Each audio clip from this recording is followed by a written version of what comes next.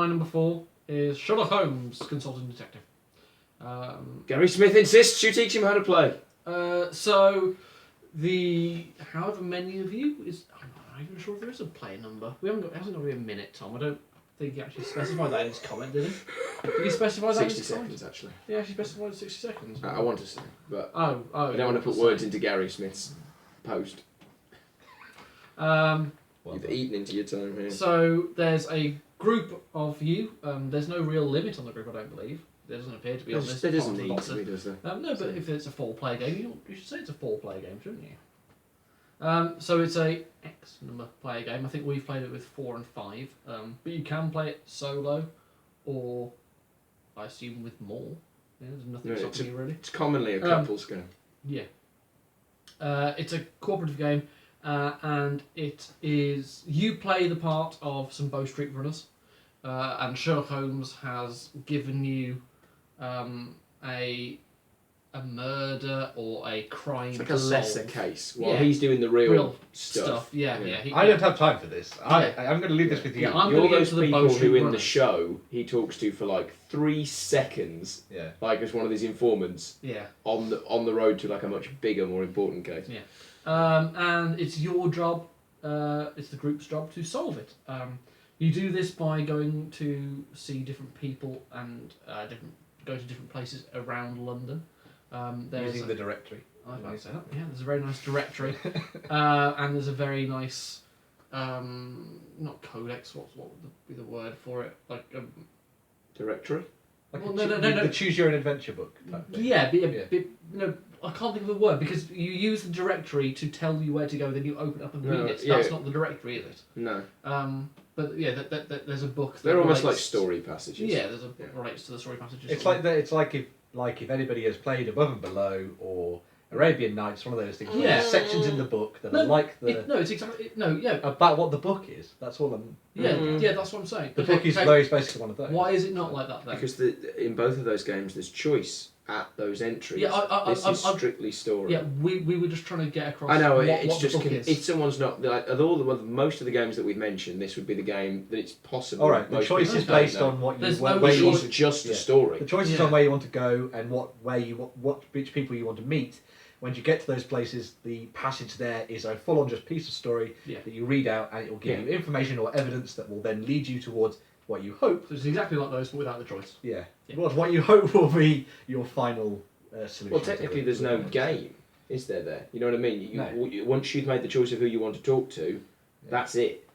That's the thing that's very different about Sherlock Holmes Consultant Detective when you think about it, is that it's not really a board game in a way. No. It's actually more of a role-playing game. It's more like when people play those murder mystery evenings. Yes. Like there's no like choice in those. Like it's all a preset script and whatever. So but oddly enough, I don't like those. But I like this. So there's no choice. I think I know why, by the way, but I'll come on to it later. So. You read the passage, you deduce what you can from there, and then it's all about deduction. Yeah, and then you go on to the next place. You choose where you want to go next. So let's go to the scene of the crime. Let's go to the victim's house. Let's go to his mistress's bar. Let's go to the tobacconist who sold the particular kind of ash that was found at the scene. Let's go to the chocolatier that he bought chocolates for his mistress in case whatever. Exactly. Like you could, and then you look them all up. Like it's awesome. And then should you get stuck or unsure on where to go, there are people who are always in it, who are in every case. Story, Or in every case, the newspaper consultant, the criminologist, the Holmes himself as well. Yeah, Holmes himself will always give a clue. He'll try and put you on the right path. But there's all those people that you can fall back on, and they usually.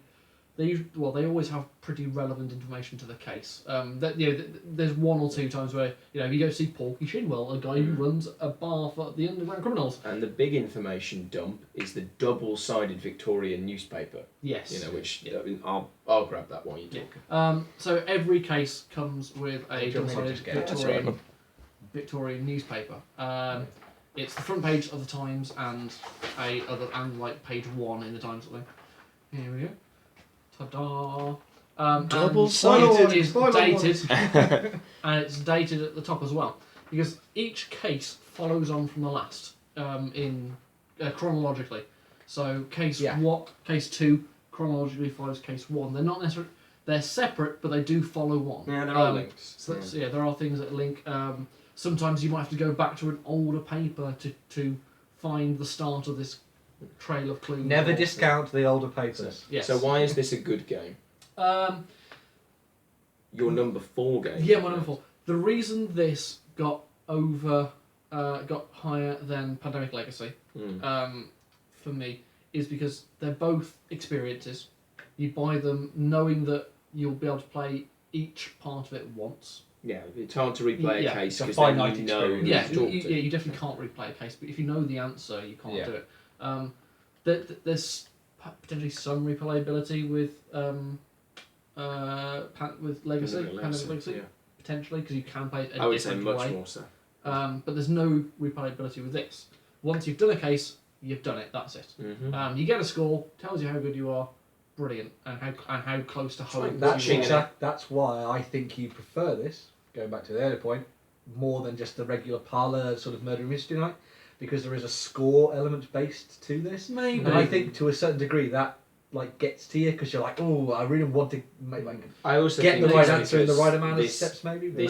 This you have much more agency. Yeah. Like in a murder mystery, you just have to follow the script as it comes. Yeah, if I turn up and I'm the murderer, I'm like, oh, well, I haven't got to figure anything out, have I? I suppose, well, that's the thing, because we didn't mention that in the rules, is that when you can go and follow as many leads as you want, but then when you think you know who done it at any point, you can sort of go to the conclusion, and it'll ask you 4 questions, who killed him, what was he, why did so and so, and then 2 bonus questions, and then Sherlock Holmes will do his thing and explain the whole case away. Meet everybody in the parlour room so I can. Well, it was all quite simple, really, and then you will from that, you'll compare how many leads you took to how many leads Holmes took, and then you'll deduct all the extra leads that you took. So it is possible to beat Holmes, but it's practically impossible. So really, you're comparing yourself to Holmes. You want a positive score, but you can very easily get a negative score. You can.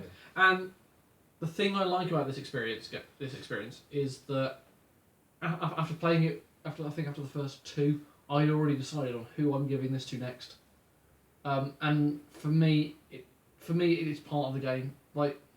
You should always play. Once you play this, you should give this to someone who you know will enjoy it. Copyright should have been sit down.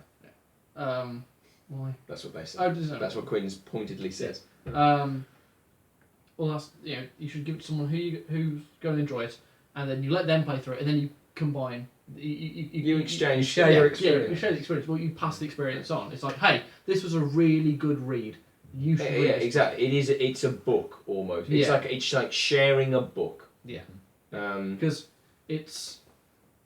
I have no problem with buying games. I know we're going to be able to play once because you buy it for the experience, and it's just nice to be able to share this experience. That's an interesting. Or we'll be able to share. It's an interesting point actually, because I was actually talking to you about this a while ago, where there are certain games that you'll only maybe play once or twice, but they're infinitely replayable games. You are meant to continue to play them a long, long time, right? But you will only probably play those games maybe once, twice, and then you're happy for it to be in your collection. Whereas this is one of those games that you know I must play this many times, and after that, that's it. Yeah. And it's an interesting thing to have in a board game collection, where more often than not, people are saying to each other, oh, we need to play this more, we need to play this more, we need to play this more. This is one of those games that you, at some point, will just no longer be able to play. Yeah, which is where the Pandemic Legacy comparison comes in, isn't it? I think that this is... See, Pandemic Legacy, I think, seizes on a very modern feel in board games, in that we don't have the time to play a game hundreds of times. There's too many games. There's too little time. There's always something new coming out. So Pandemic Legacy putting a shelf life on itself is actually a positive. It makes you play it. And then it gives you a sense of completion, which I think links into video games. It's a certain thing that's certainly come across nowadays in terms of indie games and small games that only maybe take an hour and a half to play. they are more popular now because people can fit them into their schedule. They know once they've played it, they've done it. Yeah, like, This is one of those games that fills that mold. Yeah. like You a say, Telltale game. yeah, we're going to play this for this evening. We want to play it because we've played all the rest of them, so you should feel encouraged to play it more. Yeah, kind of thing. and I mean, you say you'll sit down and play it. a game of this we usually make an evening of it as well. Yeah. You make It's an event game. Yeah. So you can have food, you drink, you do everything. Yeah. The thing I would say that this has over Pandemic Legacy, even though this isn't on my top 10, although I would rate it as a game I really like, is that this isn't really a game. No. Do you know what I mean?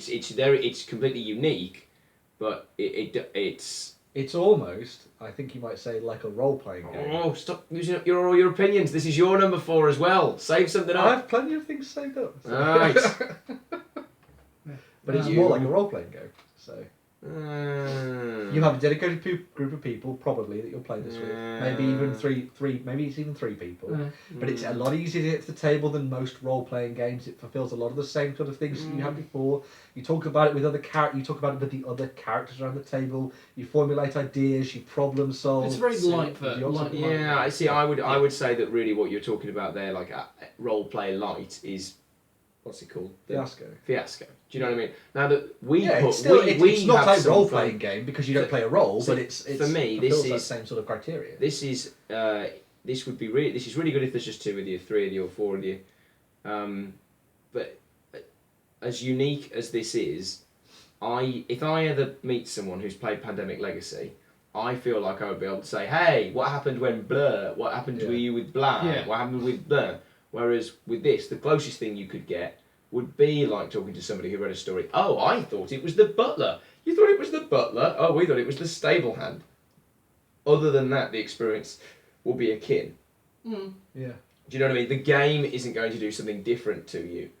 Whereas Pandemic Legacy has that, and for me, that makes that a much more treasured experience than Sherlock Holmes. As much as I love that, this is like top 20 for me, maybe. But get on with the list now. It's years ahead of itself. Yeah, like this was like 87. Yeah, it's an old game that definitely as old as you and me. Yeah, you definitely deserve the reprint. reprint. This is the reprint. Yeah, so I mean, it's already a unique game in terms of like no other game does this. Yeah. No. Certainly not to the degree that it's had any success. It's really it's worth noting as well that they have worked on a second series of cases as well. Although that has nothing to do with where this is in your standing. No, Absolutely nothing. No. So they are addressing the fact that people have run out of things to do. And want more things. I'm not. And as well as there being the official expansion, which is all sort of to do with Ripper murders and things, they've also the Board Game Geek page for this is actually quite full of fan-made ones as well. So you can download fan-made ones. They've even made proper full newspapers and stuff you can go and look at as well. So and it all works with the original game. Now, so you can use the map and the directory. We usually end this by saying, "So when would you play this game?" or whatever. But weirdly, even though it's your number 4 and your number 4, that we'll do your video in a second. So you would say, naturally, I'd play it any time. You stated the video though. Actually, you wouldn't play it any time because A, as you said, it was an event game. Yeah. But B, there will come a point where you can't play this anymore. Yeah. Which, the same could be said of Pandemic Legacy. So it's interesting. Like these are almost like it's not even like watching a TV show because we live in such like a binge watching TV show thing. Whereas this, I wouldn't want to play this when I wasn't in the right mood. Yes. Because you can't play it again. Yeah. So for me, I have to be in exactly the right mood, and it has to be exactly the right disposition of people. Because I think that 4 is an excellent number to play this with. Yeah. I think that gives just the right balance of opinions and ideas. I think more than that, it gets a little unwieldy. Less than that, and I feel like this does feel like a real co-op in that you can't really alpha game it because it's all opinions. Yeah. It's all deduction. So the closest thing to alpha gaming would be if somebody was just better at deduction than you. Yeah. Yeah. So. I'm really looking forward to passing this on. Cool. That's a really nice way to end your opinion, and we'll get to yours soon.